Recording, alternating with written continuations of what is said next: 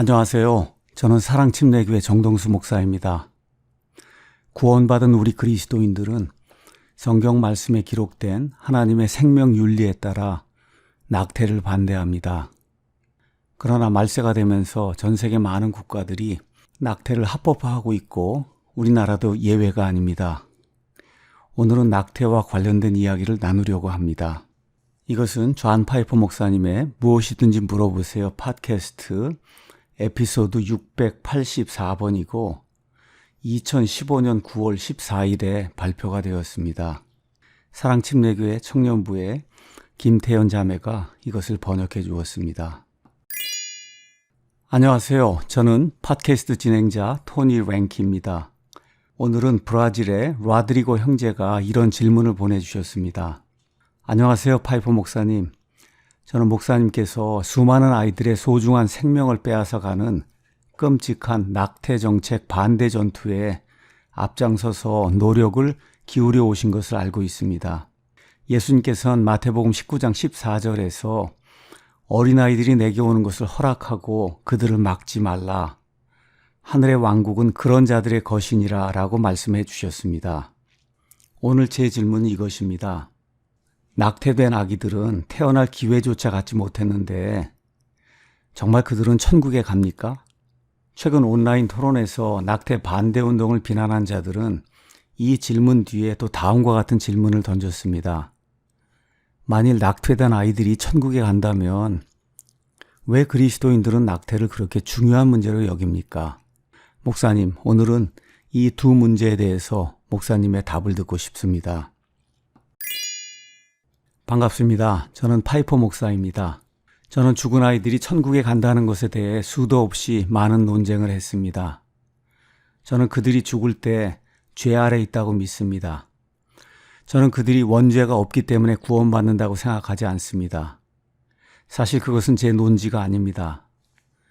저의 관점은 그 아기들이 얼마나 귀엽고 순수한가에 전제를 두지 않습니다. 그것은 하나님의 공의에 따른 명백한 명령에 기초를 두고 있습니다. 하나님께서는 사람들이 진리를 분명히 드러내는 증거들을 거절한 것, 바로 그것을 마지막 자신이 심판하실 때에 그들을 정죄하시는 전제로 두셨습니다. 이것은 로마서 1장 20절이 우리에게 분명히 이야기해 줍니다.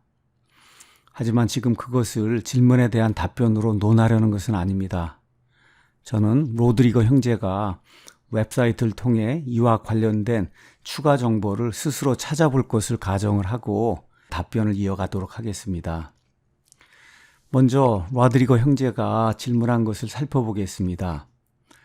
만일 낙태되어 죽은 아이들이 멋진 천국에서 산다고 생각한다면 왜 그리스도인들은 낙태에 반대합니까? 최근 온라인 토론에서 낙태를 찬성하는 자들은 다음과 같이 이제 질문을 했습니다. 낙태된 아이들이 천국에 간다면 왜 그리스도인들은 낙태를 그렇게 중요한 문제로 생각합니까? 이제 저는 최소한 6가지 이유를 들어 낙태가 매우 중요한 문제라고 답변을 드리겠습니다. 먼저 살인은 살인이란 사실을 알려드리고 싶습니다. 낙태는 자궁 안에서 아기들을 죽이는 것입니다. 살인이 중요한 문제이기 때문에 그래서 자궁 안에서 아기들을 죽이는 낙태는 중요한 문제입니다.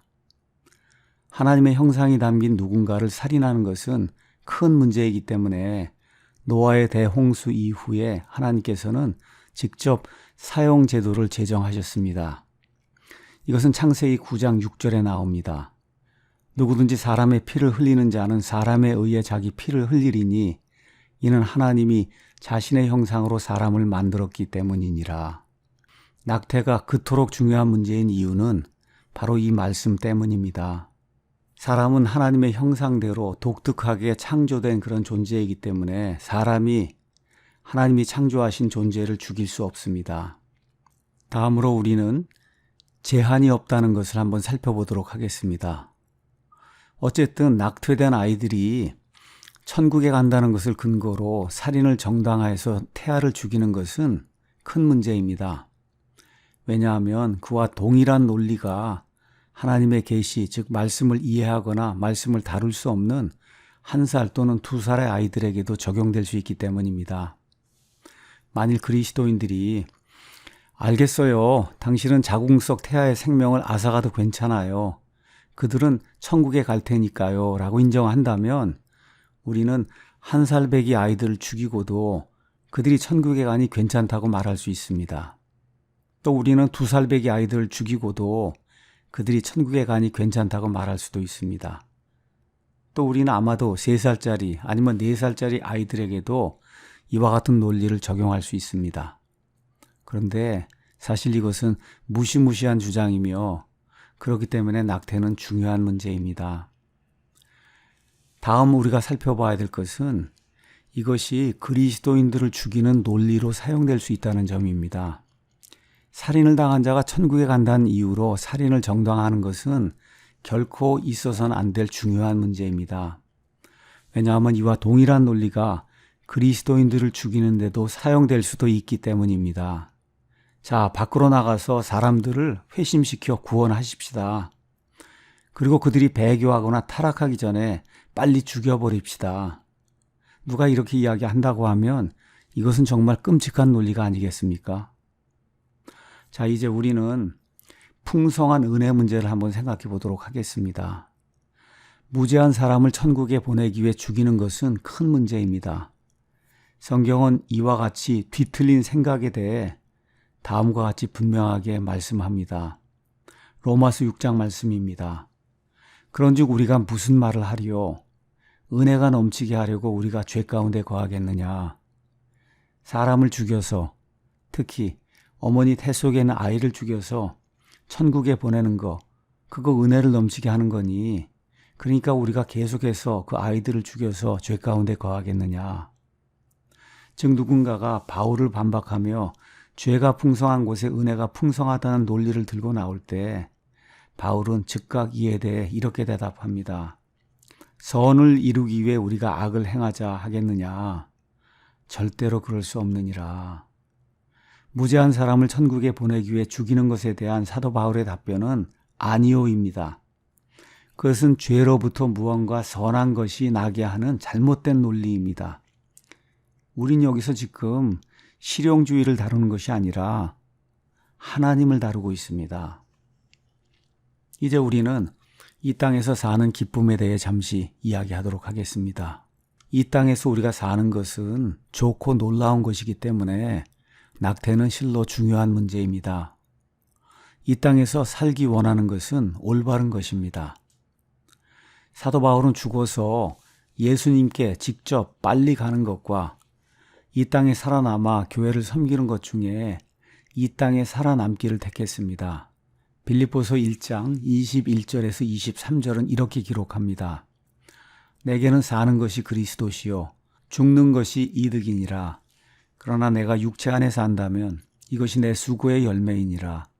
그럼에도 내가 무엇을 택할지 알지 못하노니 떠나서 그리스도와 함께 있기를 바라며 내가 둘 사이에 끼어 있느니라. 그것이 훨씬 더 좋으나. 자, 여기까지 이제 읽었습니다. 자, 이 성경 말씀에 따라 어떤 사람은 바울에게 이렇게 대답할지도 모릅니다. 아, 그래? 죽는 게 좋다고 했으니 그렇다면 바울, 당신은 당신을 왜 죽음을 택하세요? 하지만 바울은 24절, 25절에서 연이어 이와 같이 말합니다. 그럼에도 불구하고 그것이 훨씬 좋음에도 불구하고 육체 안에 거하는 것이 너희를 위해 더 필요하니라. 이같이 확신함으로 너희의 믿음의 진보와 기쁨을 위하여 내가 너희 모두와 함께 거하며 머무를 것을 아노라.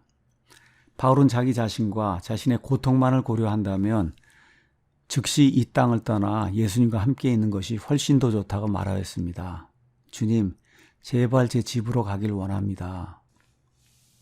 하지만 그에게는 자신의 사역과 주변 사람들, 또 하나님의 영광을 위해 자신이 해야 될 선한 일들, 하나님께서 자신에게 주신 이 땅의 사람들과 때를 섬기는 것 등과 같은 큰 목적들이 마음속에 있었습니다. 우리는 어떤 사람에게서 가능성을 빼앗으면 안 됩니다.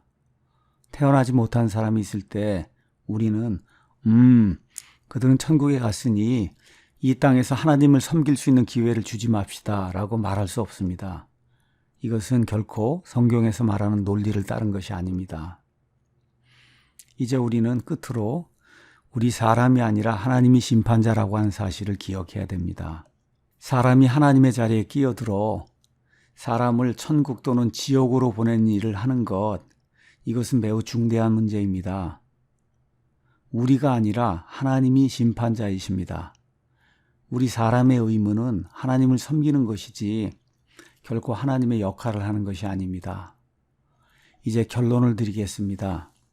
맞습니다. 저는 태어나지 않은 아기들, 또 성경 말씀을 통해 믿음을 고백하고 의지적으로 예수님을 믿는다고 고백할 수 없는 이와 같은 아기들, 이런 아이들이 죽으면 천국에 간다고 믿습니다. 그렇지만 그들이 천국에 간다고 해서 그들을 죽이면 결코 안 됩니다. 왜냐하면 이런 아기들도 다 하나님의 형상대로 지어졌고 천국으로 가는 길에 있는 그들의 집이 이 땅에 있으며 또 우리는 하나님이 아니기 때문입니다. 여기까지가 존 파이퍼 목사님의 팟캐스트 내용이었습니다. 저 역시 파이퍼 목사님처럼 성경 말씀을 통해 자기 행위에 대해 책임을 질 수 없는 아이들이 죽는 경우 그들은 곧바로 천국에 감을 알고 있습니다. 이것을 보통 영어로는 accountability라고 이야기합니다. 하나님 앞에 서서 본인이 행한 일, 본인이 선택한 그런 일에 대해 책임을 지고 회개복을 하는 거, 이거를 아이들은 할 수 없기 때문에 성경은 분명하게 하나님의 왕국이 아이들의 것이라고 이야기하고 있습니다. 이제 낙태 문제를 잠시 말씀드리겠습니다. 2020년 1월 24일 미국의 트럼프 대통령은 현직 대통령으로선 최초로 수도 워싱턴에서 열리는 낙태 반대 행사, 즉 생명을 위한 행진에 참가할 뜻을 밝혔습니다. 뉴욕타임스지는 낙태 반대 성향이었던 기존의 공화당 출신 대통령들은 눈에 띄지 않는 방식으로 자신의 의견을 드러냈다라고 말하면서 지지자들만을 위한 트럼프식 정치의 우려를 나타냈습니다. 트럼프 대통령은 22일 트위터에 지난해 행사 동영상을 올리고 금요일에 보자 많은 관중이라고 썼습니다. 우회적으로 참가 의사를 밝힌 셈입니다. 트럼프 대통령은 성폭행, 근친상간, 산모 생명 위협이라고 하는 세 가지 예외를 제외하면 낙태를 반대한다고 주장해 왔습니다. 미국의 연방대법원은 1973년 1월 로 대 웨이드, 영어로는 로 vs 웨이드라고 이야기하는데 이 판결을 통해 여성이 임신 후 6개월까지 낙태할 권리를 헌법으로 보장했습니다. 이에 반발한 보수 성향 시민들은 다음 해 매년 1월 이 행사를 열고 있습니다. 이 행사에는 보통 10만 명이 참가합니다. 트럼프 대통령은 2017년 취임 이후 낙태 지지 시민단체에 대한 정부 지원금을 삭감했습니다. 2018년 행사 때는 비디오를 통해 낙태 반대 지지 연설을 했습니다. 또 같은 해 성추행 의혹으로 야당 민주당이 거세게 반대한 브렛 캐버너를 종신직인 연방 대법관에 임명했습니다. 캐버너는 유명한 낙태 반대론자입니다. 현재 미국의 대법관 9명 가운데 보수 성향 대법관은 총 5명입니다. 보수 유권자들은 현 대법원이 1973년 로 vs 웨이드 판결, 이 판결을 뒤집어 주기를 내심 기대하고 있습니다. 이것이 지금 미국에서 일어나고 있는 낙태 관련 최근 경향입니다. 우리 한국의 그리스도인들도 좋은 대통령, 좋은 국회의원들을 뽑아 하나님의 생명 윤리인 낙태를 하지 못하게 하는 것, 이것을 법으로 정하는 것, 이것이 하나님의 명백한 뜻이라고 저는 생각합니다.